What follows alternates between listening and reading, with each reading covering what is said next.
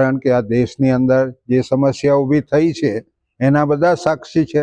આજે મોંઘવારી ભયંકર છે, બેરોજગારી ભયંકર છે, લોકો બિચારા પાયમાલ થઈ ગયા છે અને એમને કોઈ રસ્તો મળતો નથી। પરિણામે કેટલાક લોકો બિચારા આપઘાત કરીને મરી રહ્યા છે અને આ સરકારને કશી પડી નથી આવા લોકોની। અને આ જે SAIR જે છે એ તો મતદાર યાદીમાંથી જે મૂળ લોકોના નામ કાઢી નાખવા માટેની આ એક તરકીબ છે।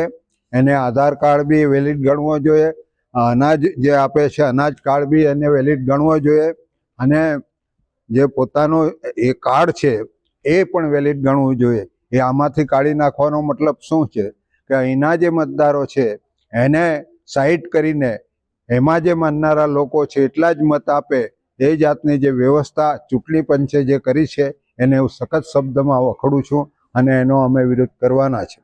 કારણ કે આ બધું ચાલે નહીં। બિહારની અંદર પણ 64 લાખ મતદારોને તમે સાઇડ કર્યા છે। જે વર્ષોથી મત આપતા હતા એવા લોકોને તમે બહારના ગણીને જે સાઇડ કર્યા છે એ કોઈ દિવસ ચાલે નહીં, એ ચલાવી લેવામાં આવે એવું નથી। અહીં પણ એવું કરવા માગે છે પણ એ પણ એની સામે પણ અમે લડત કરવાના છે અને ગામડા જગાડીને કહીશું કે ભાઈ આ લોકોને કહો કે આ માણસ અહીંથી આટલા વર્ષોથી રહે છે, આટલી વખત આટલી ચૂંટણીમાં વોટ આપ્યા છે અને તમે કેવી રીતના એને દૂર કરી શકો છો। એ જાતનો જે પ્રાવધાન હંમેશા દેશ પર રાજ કરવા માટે ટેવાયેલા લોકો એની આ કારસ્તાન છે, એને હું વખોડું છું અને આ વસ્તુ કોઈ દિવસ આવા લોકશાહી દેશમાં ચાલશે નહીં। એ તો મેં કહ્યું ને કે જમીન ગંધાય છે એટલા માટે આવી રહ્યા છે। પહેલાં તો એ માનતા જ નહોતા ને। બિરસા દાદા કોણ છે, શું છે? બિરસા દાદા દેશ માટે લડ્યા છે, કંઈ સમાજ માટે નથી, દેશ માટે લડ્યા છે।